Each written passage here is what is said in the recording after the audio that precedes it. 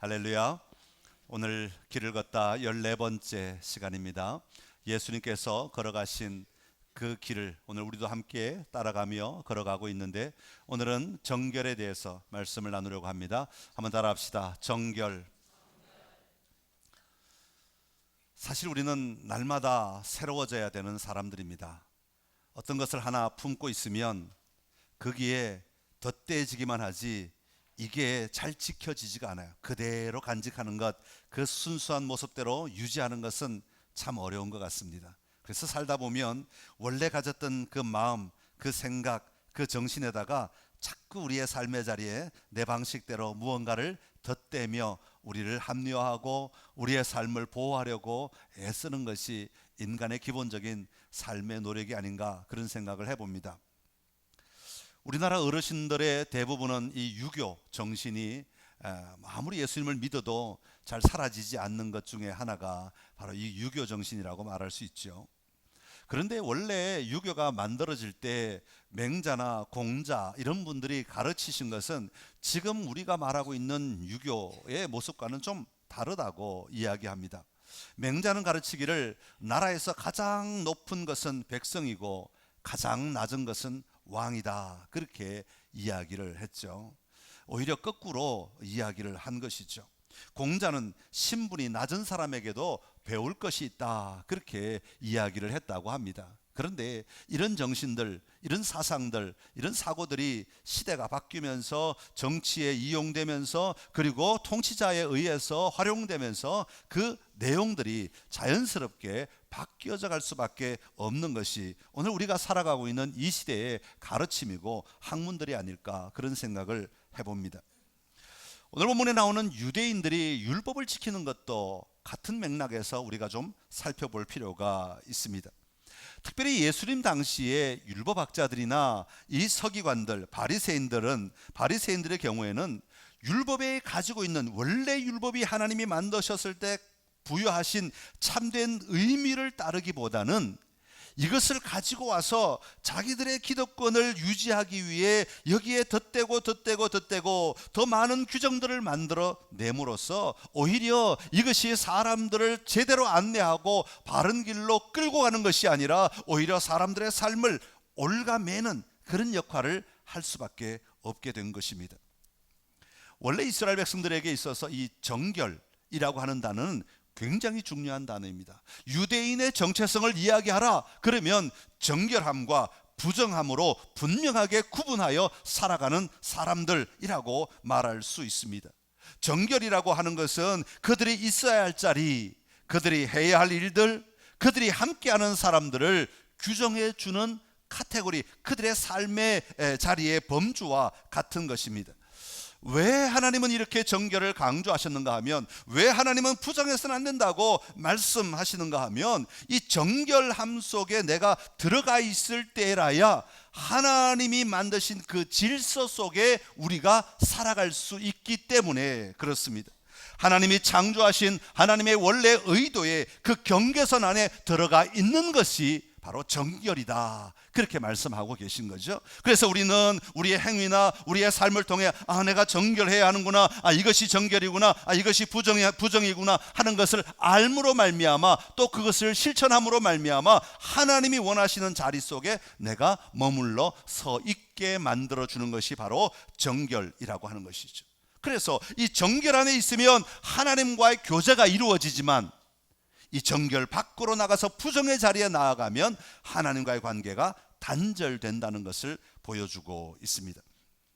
그러니까 이 정결의 개념에서 가장 중요한 단어는 뭐냐 하면, 하나님과 더 가까이 나아가느냐 아니면 멀어지느냐, 이게 가장 중요한 요소라고 말할 수 있죠. 그런데 이런 중요한 요소를 가진 정결의 개념을 시간이 지나면서 사람들이 바뀌어지면서 후대가 되어가면서 정작 하나님과의 관계는 도외시하고 신경 쓰지 아니하고 사람이 만든 이 하나님과의 관계를 유지하기 위해 사람들이 만들어 온 이 규칙들만 지키려고 몸부림쳤다라는 것이죠. 이게 오늘 본문의 배경인 것입니다. 이런 사람들을 향하여서 예수님께서 오늘 이 말씀들을 통하여 너희가 인간의 전통, 장로의 전통만 지키려고 하느냐, 하나님의 정결의 규정 속으로 다시 회복되어야 된다라는 것을 말씀하실 뿐 아니라 그들이 가져야 될 정결의 규정 자체를 새롭게 바꾸어 버리시는 것을 오늘 본문을 통해서 살펴볼 수 있습니다. 사랑하는 성도 여러분, 오늘 우리의 신앙은 어떻습니까? 우리의 신앙을 한번 점검해 봅시다. 우리가 믿는 방식, 우리가 교회에 나와서 하나님 앞에 나오는 방식, 우리가 예수님을 믿는다고 말하며 살아가는 삶의 방식이 정말로 이 삶의 방식 중앙에 가장 중요한 것이 하나님을 만나고 누리는 것인데, 오늘 우리의 신앙은 하나님을 만나고 누리는 것에 집중되어 있습니까? 아니면 우리가 정한, 우리가 가지고 있는 외적 행위들에게만 그저 집중하며 살아가고 있는가 하는 것입니다. 오늘 예수님의 가르침을 통하여 다시 한번 우리가 살아가면서 무엇에 집중해야 하는지 예수님의 음성을 듣고 다시 도전하는 은혜가 오늘 저와 여러분에게 있게 되기를 간절히 기원합니다. 자, 오늘 말씀은 이런 배경 속에서 음식을 먹을 때 해야 하는 사람의 전통과 하나님의 계명이 충돌하고 있는 이야기를 오늘 본문이 보여주고 있습니다.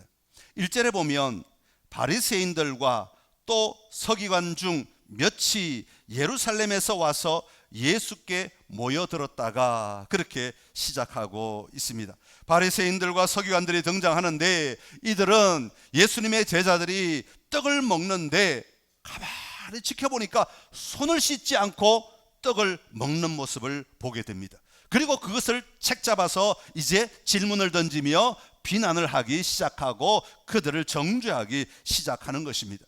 그런데 마가는, 오늘 본문의 저자인 마가는 이 이야기를 진행하면서 추가되는 보충 설명을 하나 해주고 있습니다. 3절 앞에 보면 괄호로 시작하죠.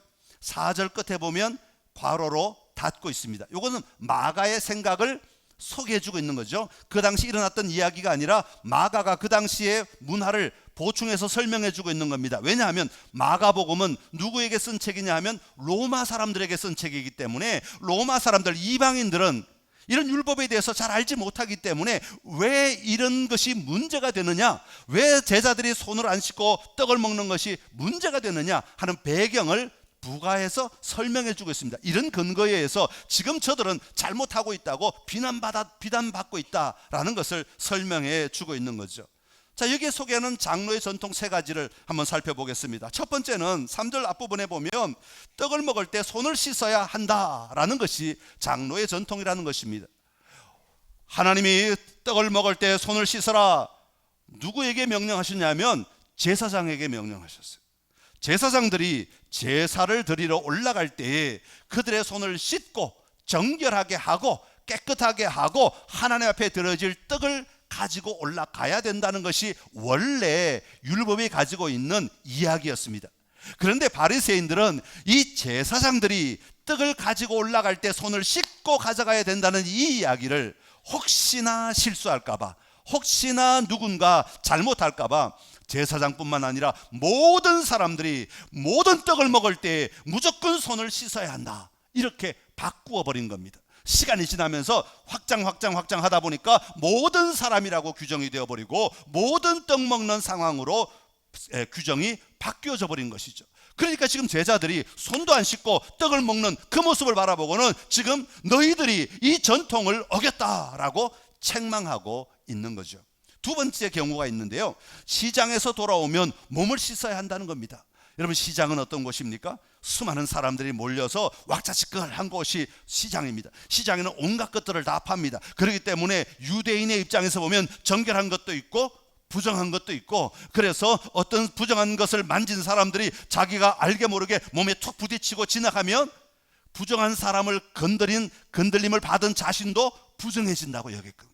그래서 이 부정함을 깨끗하게 해야 되는데, 사실 시장에 갔다 오면 누가 부정한지 누가 깨끗한 사람인지 우리는 알지 못해요. 나와 부딪힌 사람이 부정한 사람인지 깨끗한 사람인지 알지 못해요. 설령 사람들과 부딪히지 않고 내가 사람들을 요리조리 잘 피해서 왔다 할지라도 장로들은 그래도 모르니까 너희들 시장 갔다 오면 무조건 몸에 물을 뿌려야 돼, 몸을 씻어야 돼, 이렇게 규정을 확장해 놓는 겁니다.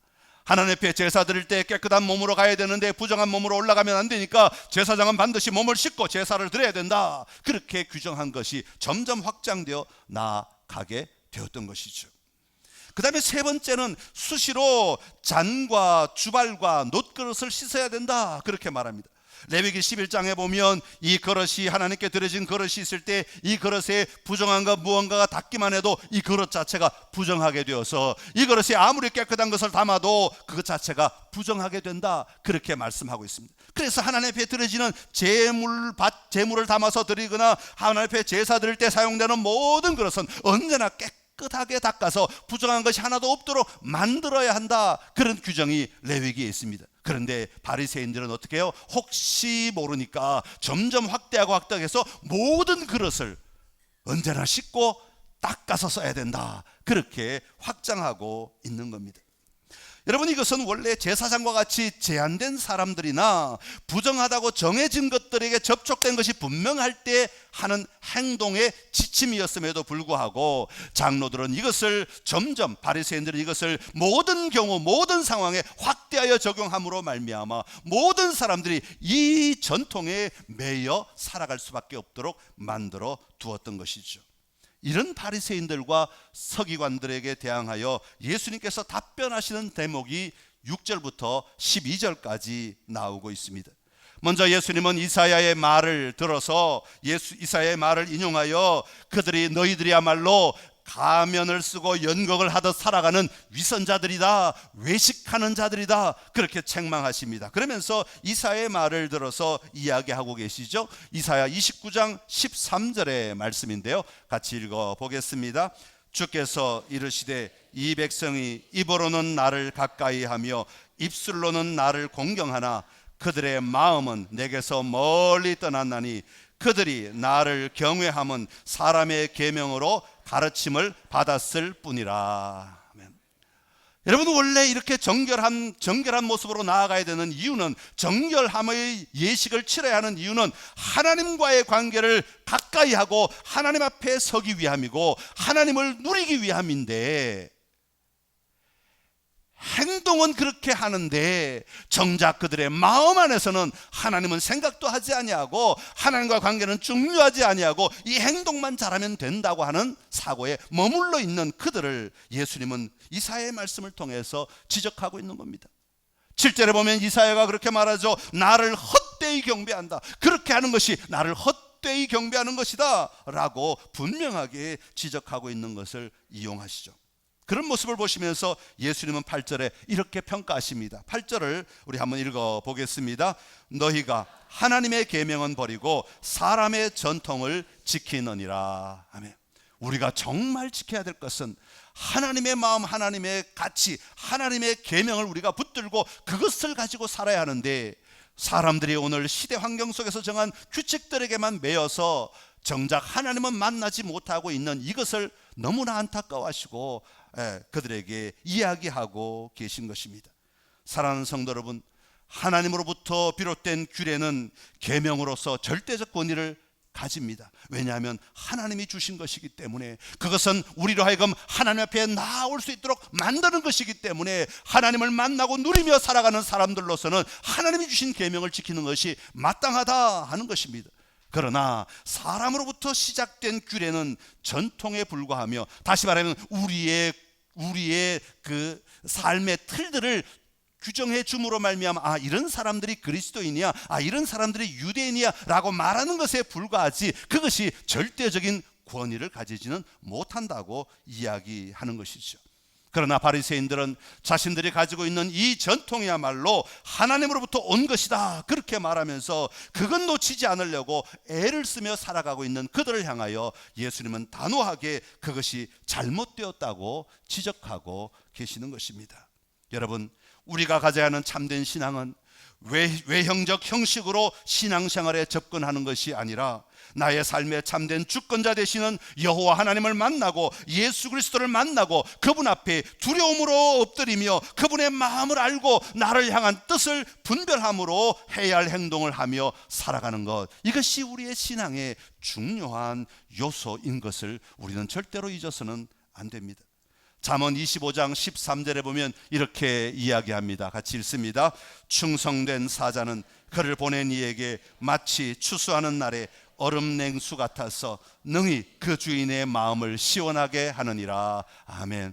여러분, 주인의 마음을 시원하게 하려면 주인이 원하는 것, 주인이 말한 것, 주인이 바라는 것, 주인과 함께 그 자리에 서서 주인의 뜻을 따를 때 주인의 마음을 시원케 하는 것이지, 주인은 생각도 하지 않고 나는 이걸 하고 싶어, 나는 이렇게 하면 깨끗해질까, 나는 이렇게 하면 주인을 기쁘게 할까, 내가 정한 것만 한다고 주인이 과연 기뻐할 수 있겠는가, 주인의 마음을 시원케 할 수 있겠는가 라는 것입니다. 단순히 우리가 전통을 지킨다고 하나님을 시원케 해드리는 것이 결코 아니라, 하나님이 원하시는 그것을 하며 그 자리에 기뻐하는 자리에 있을 때 하나님이 우리를 기뻐하시는 것입니다.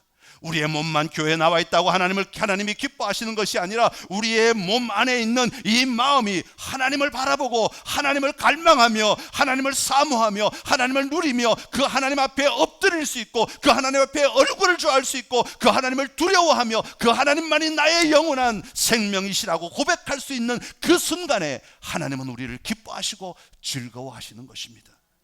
여러분, 하나님을 시원케 해드리는 우리 모두가 될 수 있기를 간절히 기원합니다. 우리가 분명히 봐야 될 것, 우리가 분명히 붙잡아야 될 것 붙잡음으로 하나님을 시원케 해드리는 우리 모든 선창의 가족들이 되시기를 간절히 기원합니다. 종종 어떤 신앙인들은 우리의 신앙이 교회라는 공간 안에서만 자라면 된다고 생각하는 경우들이 있습니다. 전통적인 것들을 자꾸 중시하다 보면 우리의 생각의 영역이 어떤 작은 공간 안에 머물러 버리는 경우들이 있게 되는 것이죠. 그러나 하나님의 뜻을 알고 계명을 지키는 삶을 산다는 것은 교회 안에서만 일어나는 일이 아니라 우리의 모든 삶의 영역에서 적용되고 또 거기서 실행되어야 한다고 성경은 우리에게 가르치고 있습니다. 예수님께서는 오늘 그것을 가르치기 위해서 너희가 전통을 지키려고 하나님의 계명을 저버리는 삶에 대하여 이렇게 말씀하십니다. 너희가 부모를 공경하는 것과 부모를 모욕하는 것에 대하여 이것이 하나님 앞에 옳지 않다고 분명하게 이야기합니다. 10절의 말씀인데요, 우리 10절 한번 읽어보겠습니다. 모세는 내 부모를 공경하라 하고 또 아버지나 어머니를 모욕하는 자는 죽임을 당하리라 하였거늘. 자, 그러면서 고르반 제도를 설명을 하십니다. 고르반이라고 하는 말의 의미는 뭐냐 하면 예물, 선물, 제물이라는 뜻이 있습니다. 그러니까 이 바리새인들은 자기가 가진 물질들이 있으면 이 물질들을 가지고 하나님 앞에, 하나님 내 모든 물질을 하나님 앞에 드립니다, 이제 이 모든 물질은 하나님의 것입니다, 그렇게 선포하는 것을 고르반이라고 얘기하는 거예요. 그래서 하나님, 내가 가진 모든 것은 다 하나님의 것이니까 하나님 가지십시오, 그래 놓고 이걸 다 그렇게 말했으면 성전에 다 갖다 바쳐야 되는데 그러지는 않고 자기 삶의 자리에 그대로 여전히 돈도 있고 집도 있고 모든 것이 있음에도 불구하고 이 모든 것은 내 것이 아니라 하나님의 것입니다 라고 이야기한다는 거예요. 자, 그러면서 자, 이젠 이건 내 거 아니니까 우리 부모님 섬기는 거 몰라, 돈 없어, 왜? 이 돈 내 거 아니야. 그리고 부모님을 섬기지 않는 거죠. 부모님께 공경하지 않는 겁니다. 부모님이 필요할 때 돈 주지 않는 겁니다. 왜? 이건 내 돈 아니에요, 이건 하나님의 거야. 근데 누가 써요? 자기가 쓰는 거죠. 그러면서 이건 하나님의 것이기 때문에 내 부모를 공경할 수 없어요, 내가 부모를 모실 수 없어요, 내가 부모님 앞에 내가 이것도 해드리고 저것도 해드리고 그렇게 할 수 없습니다 라고 이야기한다는 것이죠. 여러분, 이게 당시에 바리새인들이 가지고 있던 사고방식을 단적으로 보여주는 한 예가 되는 겁니다.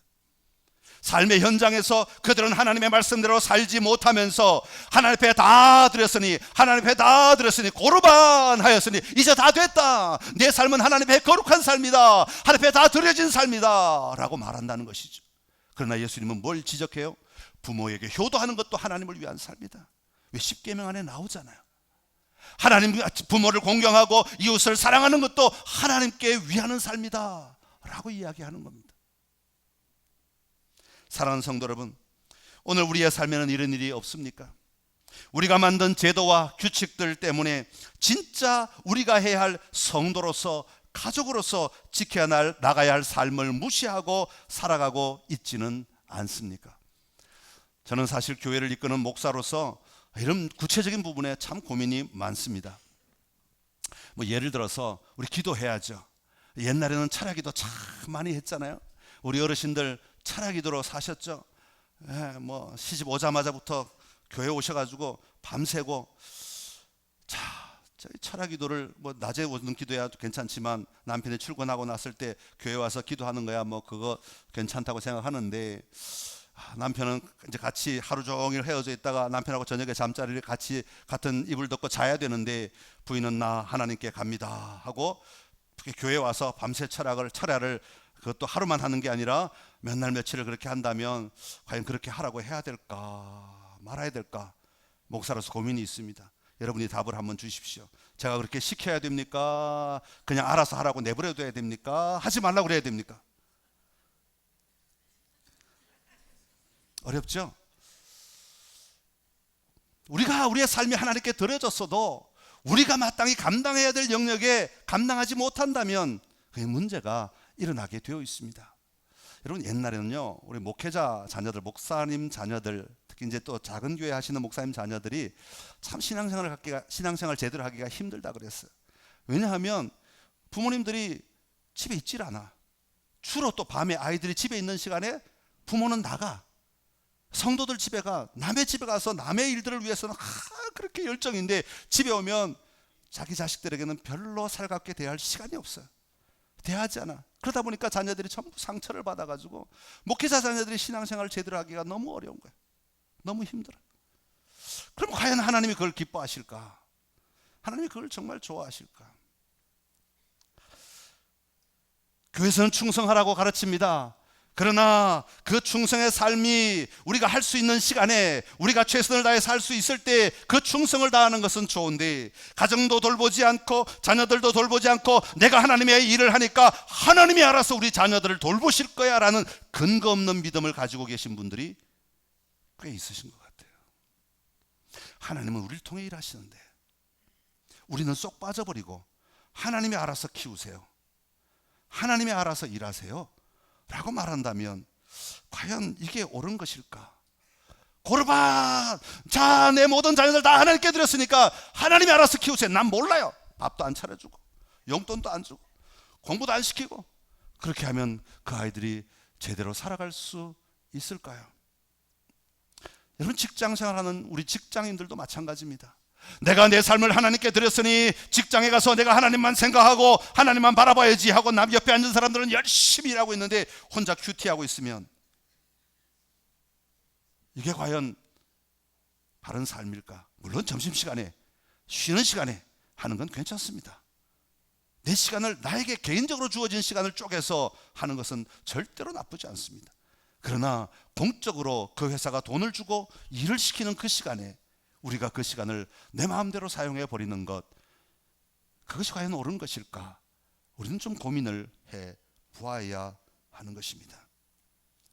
그리스도인으로서 우리가 점점 자라면 자랄수록 하나님이 주시는 참된 계명의 원리들을 더 붙잡아야 되는데, 교회 신앙 횟수가 높아지면 높아질수록 하나님과는 점점 상관없어지고 인간이 만든 규례들만이 점점 늘어난다면 우리는 신앙생활 잘못하고 있는 겁니다. 오히려 사람들이 만든 전통은 조금 벗어버리고 조금 자유하고 오히려 하나님 앞에 더 가까이 나아가고 하나님을 더 두려워하고 하나님 앞에 더 엎드리고 하나님의 음성을 더 들으려고 하고 하나님이 나에게 무엇을 원하시는지 하나님의 음성에 더 귀를 기울일 수 있는 삶이 되어야 마땅하지 않겠는가 하는 것입니다. 여러분, 오늘 우리의 삶의 자리에 우리를 새롭게 해야 할 것이 무엇인지를 다시 한번 돌아보는 은혜가 있기를 원합니다. 내 안에 있는 장로의 전통들이 무엇가 있는지, 내 안에 있는 내가 만든 전통들이 무엇가 있는지, 우리 안에 우리가 만든 전통들이 무엇이 있는지, 그것 때문에 매여서 하나님을 보지 못한다면 그것은 잘못된 것이고, 하나님을 더 깊이 만나고 더 깊이 누릴 수 있도록 만들어가는 자리에 서서 참된 생명을 회복하는 은혜가 오늘 저와 여러분에게 있기를 간절히 기원합니다. 자, 이런 그들에게 예수님께서 결론적으로 말씀하시는 장면이 14절부터 나오고 있습니다. 근데 14절에 여러분 성경 보시면 아시겠지만 1절 시작은 대상이 누구입니까? 바리새인들과 또 서기관 중 그렇게 나오고 있습니다. 그런데 14절에 가면 무리라고 나옵니다. 대상이 확장되는 것을 보죠. 문제는 바리새인과 서기관들로부터 시작되었지만 예수님의 진리, 예수님의 가르침은 모든 사람에게 적용되는 것이라는 의미를 담고 있습니다. 바리새인들만이 이 이야기를 들어야 하는 것이 아니라 모든 그곳에 있는 사람들이 다 들어야 하는 것입니다. 뭐라고 말씀하십니까? 15절의 말씀인데요, 우리 같이 읽어보겠습니다. 무엇이든지 밖에서 사람에게로 들어가는 것은 능히 사람을 더럽게 하지 못하되 사람 안에서 나오는 것이. 자, 이 말씀은 그동안 바리새인들이나 서기관들이 가지고 있던 정결법에 대하여 완전히 다른 기준을 제시하고 계십니다. 더 나아가 예수님은 지금 구약에서 말하고 있는 음식법에 대하여도 전혀 새로운 이야기를 하고 있는 거죠. 구약의 음식법은 먹을 수 있는 것, 먹지 못할 것이 구분되어 있지만 예수님은 지금도 그것도 뛰어넘어서 이제는 모든 음식은 괜찮다라고 말씀하고 계시는 것입니다. 이게 유대인들에게는 너무 충격적인 얘기죠. 여러분 그렇잖아요. 유대인들은요, 이 음식의 구분으로 말미암아 내가 유대인이다 이 자부심 갖고 살았는데 모든 음식은 깨끗하다, 괜찮다라고 말씀하시니까 얼마나 충격적이었겠어요. 17절에 보면 제자들조차 이 말이 수용되지가 않아가지고 그게 도대체 무슨 뜻입니까? 비유를 풀어주십시오 이렇게 요청할 정도가 된 것을 보게 됩니다. 예수님은 이 비유를 말씀하실 때 다시 정리해서 이렇게 말씀하십니다. 18절과 19절의 말씀입니다. 같이 읽겠습니다. 예수께서 이르시되 너희도 이렇게 깨달음이 없느냐? 무엇이든지 밖에서 들어가는 것이 능히 사람을 더럽게 하지 못함을 알지 못하느냐? 이는 마음에서 들어가지 아니하고 배로 들어가 뒤로 나감이라. 이러므로 모든 음식물은 깨끗하다 하시니라. 아멘. 자, 이 이야기는 뭡니까? 음식, 우리 안에 들어오는 모든 입으로 들어가는 음식은 육체에 잠깐 영향을 끼칠 뿐, 다시 말하면 영양소를 공급하고 그리고 난 다음에 필요 없는 건 다 뒤로 빠져나가 버리고 만다라는 것이죠. 인간의 본질, 인간의 핵심, 인간의 삶을 움직이는 마음을 움직이지는 못한다. 단지 우리의 육체만을 위하여 음식이 필요하고 그것이 들어갔다가 역할을 다하면 빠져나갈 뿐이다. 그러니 그 음식이 더러운 것이 아니다라고 설명하고 있습니다. 그래서 19절에 이러므로 모든 음식물은 깨끗하다라고 선포하시는 것이죠. 이야, 얼마나 충격적인 선포를 하시는지 모릅니다. 여러분, 이게 얼마나 충격적이었냐 하면요, 나중에 예수님이 승천하시고 난 다음에 베드로가 복음을 전하면서도 이것 아직 해결 안 돼가지고 음식 먹는 문제 때문에 싸움이 벌어지는 지경이 되어버릴 정도입니다. 얼마나 이거 버리는 게 얼마나 어렵겠어요. 유대인들이 이거 이겨내는 게 얼마나 어려웠겠는가 하는 것을 우리가 알 수 있습니다. 그런 다음에 예수님은 그러면 진짜 우리를 더럽게 하는 게 뭔지 아느냐? 그러면서 말씀하시는 건데요, 21절부터 23절의 말씀입니다. 우리 말씀을 함께 읽겠습니다. 속에서 곧 사람의 마음에서 나오는 것은 악한 생각 곧 음란과 도둑질과 살인과 간음과 탐욕과 악독과 속임과 음탕과 질투와 비방과 교만과 우매함이니 이 모든 것이 다 속에서 나와서 사람을 더럽게 하느니라. 아멘. 사랑하는 성도 여러분, 참된 정결은 어디에서 나와야 돼요? 마음에서부터 나와야 하는 것입니다. 마음은 썩어 문드러져 있는데, 마음은 아무런 생각도 하지 못하고 있는데, 마음은 하나님과 상관없이 우리의 마음이 가득 채워져 있는데, 무슨 행동만 바르게 한다고, 교회 나와 앉아있기만 한다고, 예배 드린다고, 찬송만 내 입으로 부른다고 그 삶이 깨끗하다 말할 수 있겠느냐? 주님은 지금 그렇게 말씀하고 계시는 것입니다. 하나님이 보고 계시는 영역은 우리의 외형이 아니라 마음이라고 말씀하시는 것입니다. 여러분, 이 마음이 얼마나 중요한가 하면 구약에서만 해도 이 마음에 대해서 800번 정도 말합니다. 하나님은 마음이 지혜로운 자를 들어 쓰십니다. 마음을 힘써 지키라고 말씀하십니다. 마음을 다하여 하나님을 사랑하라고 말씀하십니다. 마음에 하나님의 법을 두어야 한다고 말씀하십니다. 마음이 정직해야 한다고 말씀하십니다. 마음을 정하고 마음을 견고하게 하고 마음의 뜻을 정하고 길을 정해야 한다, 그렇게 말씀하십니다. 마음에 지혜를 두고 마음에 명철을 두고 마음에 하나님의 명령을 두고 살아가야 한다고 가르치십니다. 신약에는 없습니까? 신약에도 자그마치 150번 정도가 마음에 대해서 가르치고 있습니다. 마음은 우리의 생명과 영혼의 모든 힘과 기능의 근원된 자리임을 이야기합니다. 우리가 이해하고 우리가 사고하고 우리가 반성할 수 있는 자리가 바로 마음이라고 말합니다. 우리의 의지가 있고 우리의 결정을 하는 자리가 바로 마음이고, 더 나아가 이 마음으로 하나님을 알아가는 자리이고 우리의 신앙이 세워지는 중심지가 바로 이 마음이라고 말하고 있는 겁니다. 여러분, 우리의 마음을 새롭게 하지 않으면, 우리의 외형으로 아무리 종교적 행위를 많이 한다 할지라도 우리의 마음이 새로워지지 않으면, 우리의 마음에 하나님이 임재하지 않으시면, 우리의 마음에 하나님의 말씀이 담겨지지 않으면, 우리의 마음에 하나님의 일하심이 드러나지 않으면 그것은 단순히 외식하는 것에 불과하다고 말씀하고 있는 것이죠. 오늘 우리의 마음을 다시 분명하게 해야 합니다. 먹는 것, 입는 것, 행동하는 것보다 앞서서 우리의 마음에 하나님이 계시는 것이 더 중요한 것이죠. 가끔 밖에 나가서 다른 교회 장로님들이 이렇게 대화하다 보면 이런 질문을 합니다. 목사님, 기도할 때 가운 입어야 됩니까? 안 입어야 됩니까? 성찬식 할 때 가운을 입어야 됩니까? 안 입어야 됩니까? 성찬식 할 때 하얀 장갑을 껴야 됩니까? 안 껴야 됩니까? 제가 뭐라고 대답할게요? 마음대로 하세요. 그게 중요한 게 아닙니다. 그것보다 더 중요한 건 지금 하나님이 이곳에 임재하시고 하나님께서 이 예전을 통하여, 하나님께서 이 기도를 통하여 우리 가운데 역사하심을 믿는 믿음이 더 중요합니다. 우리 마음 안에 하나님이 살아계시다는 것을 아는 것이 더 중요하고 그것을 고백하는 것이 더 중요합니다. 그러기에 장갑을 끼든 안 끼든 그보다 더 아름다운 일은 내 마음으로 눈물을 흘리며, 내 마음으로 춤을 추며, 내 마음으로 하나님을 외치며 사역을 하는 것이 더 소중합니다. 여러분, 우리 안에 이 하나님이 좌정하시기를 간절히 기원합니다. 오늘 이 자리에 나오는 것 소중하지요. 중요하지요. 너무너무 아름답지요.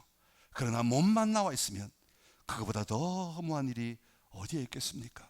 여러분, 여러분의 몸이 나와 있는 그 자리에 여러분의 마음도 하나님을 향하여 활짝 열려지게 되기를 간절히 기원합니다. 하나님의 기름 부으심이 충만하여서 하나님의 음성이 들려지고 하나님의 일하심이 보여지고 하나님의 안내하심이 느껴지는 그 삶의 자리에 여러분 모두가 초대되었음을 분명히 기억하시고 하나님으로 더불어 승리하는 삶을 살아가는 저와 여러분 되기를 간절히 기원합니다. 기도하겠습니다. 참 좋으신 우리 하나님 아버지, 은혜를 감사합니다. 우리가 정결한 삶을 살아야 할지인데, 아버지, 많은 사람들이 정결한 삶은 무엇을 하고 무엇을 안 하고 행동에 근거를 두고 말할 때가 얼마나 많은지 모릅니다. 그러나 오늘 예수님은 그 행동보다 더 중요한 것이 있는데 그것은 바로 우리의 마음이다, 그렇게 말씀하십니다.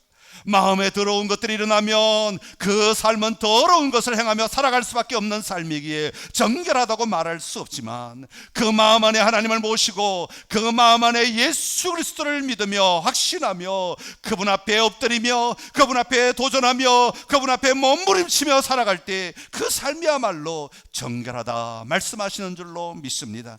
오늘 우리의 삶이 이 정결함을 누리는 삶이 되게 하여 주옵시고, 이 정결함을 마음껏 선포하며 살아가는 우리의 삶이 되게 하여 주옵소서. 예수님의 이름으로 기도드리옵나이다. 아멘.